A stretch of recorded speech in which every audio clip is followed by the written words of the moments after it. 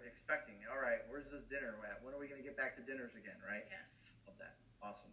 Let's shift gears a little bit. Brad, you moved to a new market, and a lot of folks that are in the room, and quite frankly, in most audiences, are always looking for ways to break into a market, no matter what level of production. The conversation, how do I take more market share? How do I break in? So talk to us about that experience of you moving to a new market. Give us that little background of what took place there. Yeah, so I'm from Winston-Salem, which is the market I live in now. 7 years ago, I moved to DC. I taught there for 2 years. And you were a teacher? Yes, a special ed teacher in DCPS. And so, yeah, thanks. So I got licensed to sell 3 homes a year. Yep. And then I joined a team. I went into Keller Williams. I went through Bold. I went through Ignite. I did the whole thing, and I fell in love with it, you know. And so took off. Went out on my own. Built over 3 years. I built the team up. We did our third year. We did 119 units for about 55 million. And then my wife and I thought, you know, what would be really fun is if we just picked up our whole life again, and we just moved it right back to where we ran away from, you know. And so we did that, right? So then I started. I actually was a team leader for Keller. You basically started. You've been through 2 whole careers in the time that people are still in one. Yeah. You've had to start over twice. Yeah. So we actually moved to Greensboro about 3 months before the pandemic started, and I took the team leader role at Keller Williams. I thought, hey, you know, I'm gonna get this salary, and I'm gonna get this GCI over here. I'm just gonna have the best of all these worlds together, you know. And then what'd you learn? Yeah, exactly. God bless our team leaders, folks. They are some fantastic people. So I did that. I learned a lot about leadership. I learned a lot about myself. I learned a lot about like what I wanted in my business and my life. We had our second child. He's 8 weeks old. So yeah, it's awesome. So I left that back in November, and my brother got licensed, and he's like, hey man, I'm gonna quit my job. We're gonna sell real estate in Winston. I'm like, oh my God. I'm like, dude, I don't want to sell these houses. These houses are like $150,000, and that's just not. I'm in the DC market, you know. It doesn't make sense. So well, I'm in Detroit, so 150 is like a luxury. It's like a luxury house. Yeah. So I'm like, I'm gonna focus my time on training, consulting, basically doing the team leader role for my people in DC, but for my people. And then he got licensed, and I said, well, you know. We can build a database here because we're from here, you know. And I was like, and I kind of know like how to market, and so we just started. So you want me to go through the? Yeah. Okay. So I'm a big like data and list guy. I started out prospecting and then moved that into. So I have 20% market share of a 1,500 unit farm. Okay. So you know, got to start somewhere, right? Hopefully that'll be 17,000 people one day. So I started out by pulling some lists. So I looked at absentee owners. I also wanted to start investing and buying real estate in Winston because it's so much cheaper. So I took an investor class. I started pulling lists on absentee owners, high equity list. I went back and pulled all the old expires from the last 10 years out of VA, scrubbed them all back to scrub out who'd been. Last how many years? 10. 10 years of it. And yeah. So if they've expired from 2009 on. We have agents tell us all the time, you know, they don't want to call an expired from a week or 2 ago. You're calling expired from 10 years ago. Yeah. Why would I call an expired from 7, 8, 9 years ago? I mean, they had it on the market at some point. A lot of people back then, they maybe didn't get their number, so they rented it. And they're amateur renters and amateur landlords who didn't really intend to be landlords, but then they kind of got stuck. And then now the property value's back where they would want it to be, you know, 2007, 8. And with COVID, a lot of them are tired landlords. You know, with people, even people, you know, people not paying. People weren't paying rent? Yeah, people not paying rent, and then just, you know. Here's they thought, well, you don't have to pay your mortgage, so I don't have to pay your rent. Well, no, you have to still pay your mortgage. Yeah. You still have to pay your rent. Yeah. So yeah, and I target it really central to the zip code that we live in. You know, because I didn't want to drive, you know, more than 10, 15 minutes to do business. So we just targeted it there. I basically set up about 4 or 5 little mini ponds of absentees, expireds, and then we're doing the new expireds and FSBOs. I have a system that my brother runs for those. And then I started doing marketing to a farm based on I didn't really go through the typical, running the numbers the way that you typically would.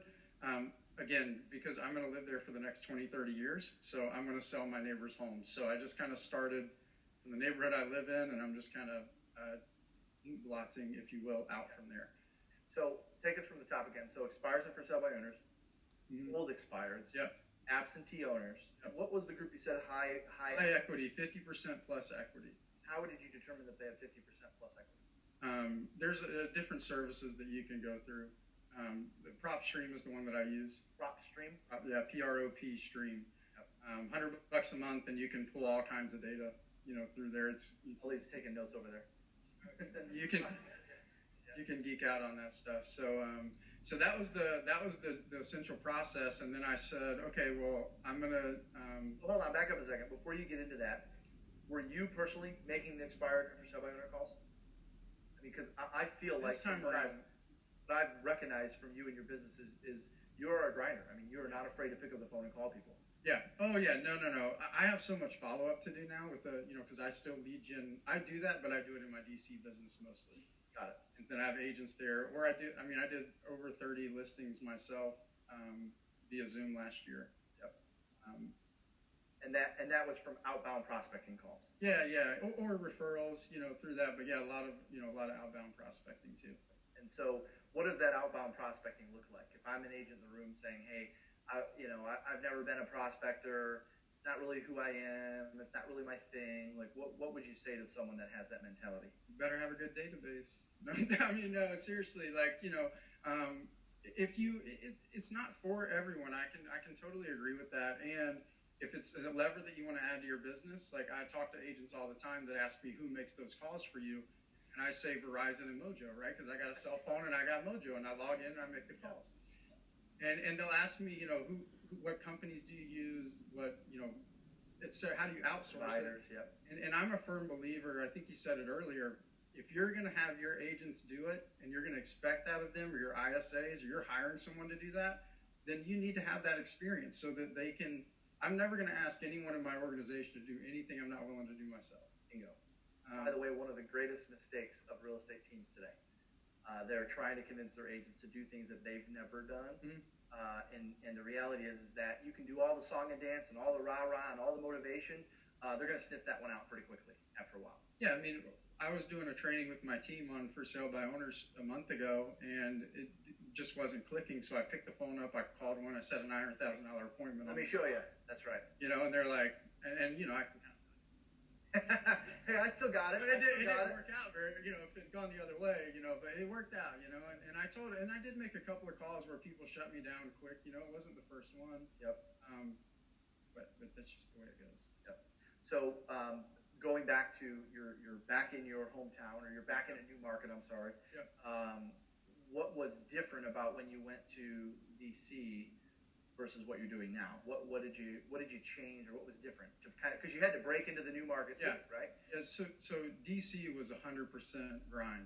I mean, I did 4 open houses every weekend. I did. I called every morning from 8 to 12, and then if I didn't have my goal every morning was to set 3 appointments and to go on 2 in the afternoon. And it could be somebody that I met circle prospecting that said, we're not looking to sell for 2 years. I would go meet with that person.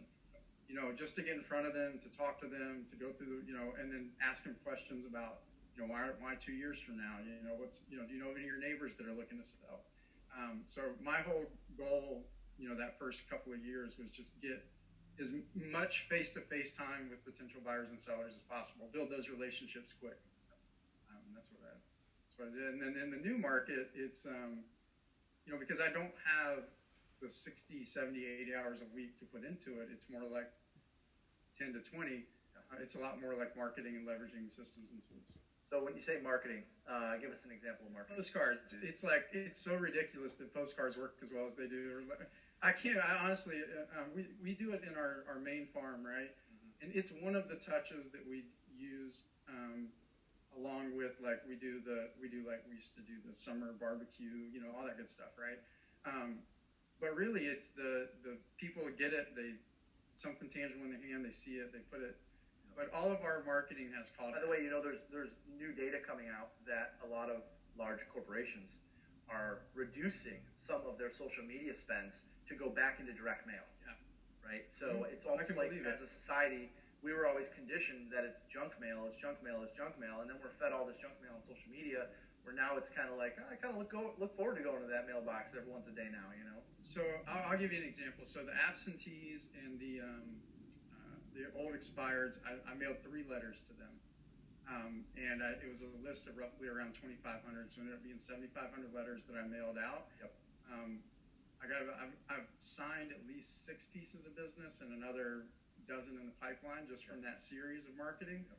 And then I've identified basically every door direct mail routes of 7,000 units. Yep. And I just started mailing them once a month, and I'm on my 3rd postcard going out. And I just went and signed a listing this past weekend. And the nice thing too is this is a $200,000 market, and I'm getting. I went on a $950,000 listing appointment and a $1.2 million listing appointment. Even the higher end is responding. They're responding more so, and they're responding to my Renovate Now, Pay at Closing program. Got it. Which you wouldn't think that, and I learned this in DC, but so that's a big part of my business is I do Renovate Now, Pay at Closing, and I also do I have my own iBuyer program. And so those are my call to actions as I'm going through the process. And the Renovate... That'll get the phone to ring, that's for sure. Sure, yeah. And then the Renovate Now, Pay at Closing people are mainly people that are looking for the convenience of it, not the fronting of the money of it. Now, you get both, but the biggest thing, I would say the majority of what I get is the people that are like, oh, you'll hire the contractor, you'll coordinate them, yep. You'll put you'll do that whole process for me. I don't have to go find a painter, a cabinet guy, a granite guy, etc. Awesome. So it's worked out well. Thank you for that, Brad. Yep. All right, let's shift gears. Jolynn. Hi. So, one thing that I've admired about your business, and obviously I've had the pleasure of working with you every day for the last every day 10 plus years now. Every day.